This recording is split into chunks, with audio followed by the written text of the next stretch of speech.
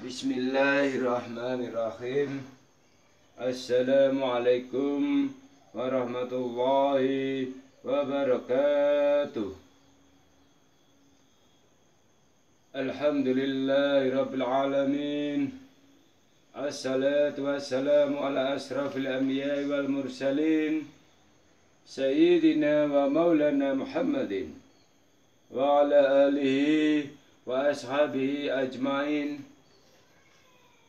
Qala Rasulullah sallallahu alaihi wasallam, Bismillahirrahmanirrahim. Wailul lil aghniya'a minal fuqara'i yawmal qiyamati yaquluna Rabbana zalamna huquqana lati furidat alaihim, yaqulullahu ta'ala wa izzati wa jalali la bu'idannahum wa la qaribannahukum. Subhanallah walhamdulillah wa la ilaha illallah wallahu akbar. La hawla wa la quwwata illa billahil aliyyil azim. Sadaqallah, maha suci Allah, subhanallah. Alhamdulillah, segala puji bagi Allah yang telah memberikan anugerah serta nikmatnya sehingga kita dapat berkumpul, bermuajah, bertatap muka, menelaah bersama, ngaji bareng dalam keadaan sehat walafiat. Amin ya rabbal alamin. Salawat dan salam mudah-mudahan tetap tercurahkan kepada junjungan kita baginda Rasulullah sallallahu alaihi wasallam yang telah kita harapkan syafaatnya ila yaumil qiyamah nantinya.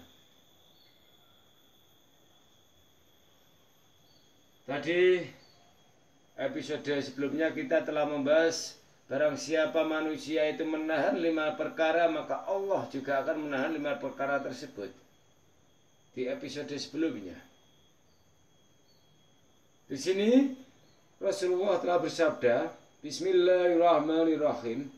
Hasinu amwalakum bizakati wadawu amradakum bisadaqati wastaqbilu anwa'a bala'i biddu'ai wattadarru'i. Yang artinya, bentengilah harta benda kalian dengan zakat, obatilah orang-orang sakit kalian dengan sedekah, dan hadapilah semua bencana dengan doa dan merendahkan diri di depan Allah dengan tadarruk. Artinya apa? Artinya di mana kita di dalam perjalanan hidup sehari-hari ini, kita pasti ingin harta benda yang kita cari selama ini terjaga, harta benda yang selama ini tidak ada bencana, dan kita di dalam kehidupan sehari-hari kita inginnya sehat dan sehat dan sehat terus. Dan harapan-harapan kita dalam hidup kita ini adalah kita tidak ada bencana. Tidak ada bencana sama sekali. Harapan kita. Namun kehidupan itu terus berjalan karena setiap kehidupan itu pasti berpasang-pasangan. Apapun itu pasti berpasang-pasangan. Ada laki-laki, ada perempuan. Ada bencana, ada sejahtera. Ada sakit, ada sehat. Ada terjaga, ada yang lepas. Semuanya ini berpasang-pasangan. Ada kaya, ada miskin. Semuanya berpasangan. Namun di sini sesuai sabda Rasulullah, apabila harta benda kita yang kita cari setiap hari kita tumpah, setiap hari untuk kelangsungan hidup kita, setiap hari untuk anak cucu kita, biar supaya harta benda kita itu terjaga, maka bentengilah dengan zakat. Bentengilah dengan zakat. Supaya barokah, bentengilah dengan zakat. Maka berzakatlah, monggo kita bersama-sama. Yang petani ya zakat, dari hasil taniannya, dari hasil buminya, yang dosen, yang guru zakat, dari berapa persen yang dihasilkan, yang pedagang juga begitu, dari berapa hasil zakat, yang berapa hasil yang dihasilkan. Monggo kita belajar bersama-sama di sini. Kalau kepingin harta benda kita itu terjaga, bentengilah dengan zakat. Bentengilah dengan zakat. Dan apabila di dalam kehidupan sehari-hari kita inginnya sehat, namun kehidupan juga berpasangan dengan sakit. Ketika sakit maka obatilah dengan sedekah. Obatilah dengan sedekah. Kepada siapapun, fakir, miskin, yatim piatu dan sebagainya. Dengan sedekah. Walaupun di situ sudah ke medis atau ke apa atau ke siapa dan sebagainya untuk berobat, namun jangan lupa kita bersedekah. Kita bersedekah. Belajar. Ya, kita ini belajar. Yang selanjutnya, ketika ada bencana, hadapilah dengan doa dan merendahkan diri kepada Allah. Bencana secara pribadi, bencana secara umum, bencana dengan kebingungan yang ada yang dihadapi hidup ini, bencana dengan apa-apa yang kita inginkan tidak sesuai apa yang kita harapkan, maka solusinya adalah kita berdoa dan merendahkan diri kepada Allah. Apa saja berdoa itu, apa saja merendahkan diri. Ya, kita lakukan sholat 5 waktu dengan khusyuk, sholat malam dengan istiqomah, berzikir dengan istiqomah, berzikir dengan istiqomah. Di situ. Monggo kita belajar bersama-sama. Karena sudah disabdakan oleh Rasulullah, hasinu amwalakum bizakati wadamu amradakum bisadaqati wastaqbilu anwa'a bala'i bitunga'i wadaru'i.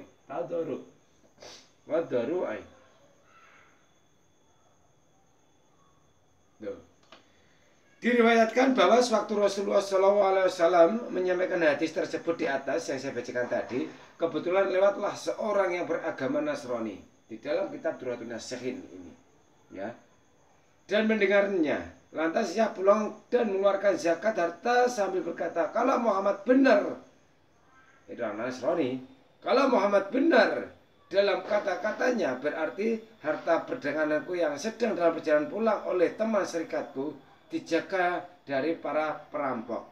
Maka aku akan masuk Islam dan beriman dengan Nabi Muhammad. Tetapi jika sebaliknya hartaku ini tidak bisa selamat dari gangguan para perampok, maka akan kubunuh Muhammad dengan pedang ini. Ketika Nabi Muhammad itu menyampaikan sabdanya, itu ada orang Nasrani mendengarnya. Ya, lewatlah orang yang beragama Nasrani itu lewat dan mendengar ketika Nabi itu bersabda seperti itu. Bersabda seperti itu. Bersabda bagaimana? Bentengilah harta benda kalian dengan zakat. Orang Nasrani itu mau menyatakan, kalau benar-benar apa yang dikatakan Kanjeng Nabi Muhammad, bahwa harta benda yang dizakatkan itu akan selamat, akan dibentengi, maka si yang beragama Nasrani ini melakukan zakat ketika pulang. Karena apa tujuannya? Tujuannya adalah membuktikan kalau saya zakat di sini, apa perdaganganku yang dibawa oleh serikatku nanti pasti selamat dari rampok-rampok. Pasti selamat dari rampok-rampok. Bencana dirampok, selamat. Namun sebaliknya, ketika dagangan saya yang bawa serikat saya itu tidak selamat, ketika saya sudah zakat tetap tidak selamat dari rampok-rampok tersebut, maka akan kubunuh Kanjeng Nabi Muhammad SAW dengan pedang ini. Tapi kalau ini nanti dengan saya itu selamat, saya akan beriman kepada Nabi Muhammad. Setelah beberapa waktu, si Nasrani tersebut mendapat surat dari suatu kafilah yang isinya para perampok telah merampok harta yang kami bawa, hingga semua pakaian-pakaian kami pun ikut digasaknya.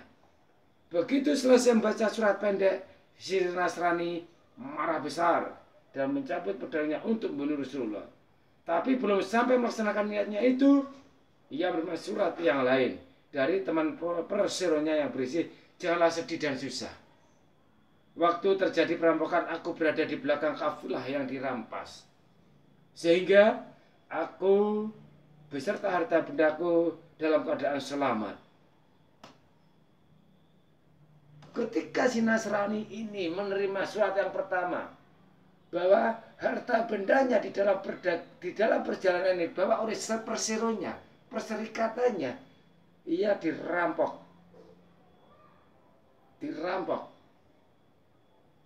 Pakaian-pakaian pun apa yang dimiliki oleh perserikatannya itu juga dirampok. Ia marah besar dan membawa pedang untuk membunuh Kanjeng Nabi Muhammad.